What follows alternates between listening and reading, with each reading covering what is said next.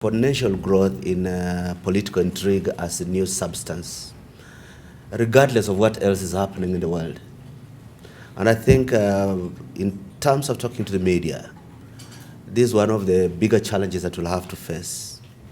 How will you give sufficient attention to the World Trade Organization's 10th Ministerial Conference at a time when most of your space is reserved for what has been said by which governor against which other political leader, what is the take of CORD and Jubilee, and the challenge of MC10 is slightly different from the confrontation between Jubilee and CORD.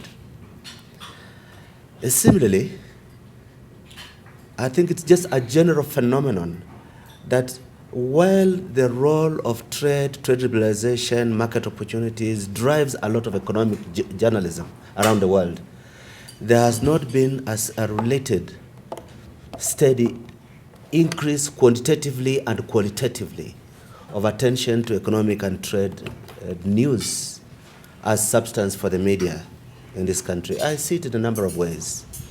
My organization publishes some key international annual publications: the World Investment Report, the Economic Development in Africa Report, the LDC Report, Trade and Development Report, the annual reports we launch around the world simultaneously. Since I took over at UNCTAD, I've made it a point that simultaneous to launching around the world, I have a launch of this report in Nairobi. It doesn't make the news. A few journalists might go there and then they ask some questions and take a copy of the report, and as it doesn't even get into the papers, it doesn't even get onto TV. It's not interesting. One of the challenges that I was trying to whisper to Nelson Dirangu is that he's such an important depository of knowledge about the shenanigans of trade negotiations and the implications. And I'm thankful that I have had a role to play with that. He was my officer. And I think it will be very good going forward after this meeting that you have a certain structured engagement between the Media Owners Association and the ministry.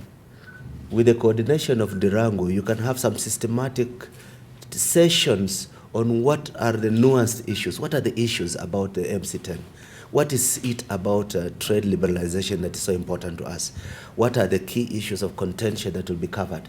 It helps you also have a base. I mean, these things we don't just pick up on the street. We can't blame anybody. If you look at the policy priorities of the governments across the continent, you find that the focus of public policy is very far removed from the actual goose that lays the golden egg. That sometimes the services industry grows in spite of, not because of government. Sometimes government is moving in a totally different direction. There are a few cases where you have, like Burkina Faso, in spite of its chaos, government consistently facilitates the growth of the cinema industry. And the film industry in Burkina Faso is first world, very credible. The Mali jazz, blues ritual is very, very strong. The cultural production industry in Senegal, very, very strong. But you see a linkage between government action and the product in the services sector. What is arguing for is two things. One, that African governments should see how they can nurture, how they can maximize the performance, the productivity of the sectors that are showing so much potential.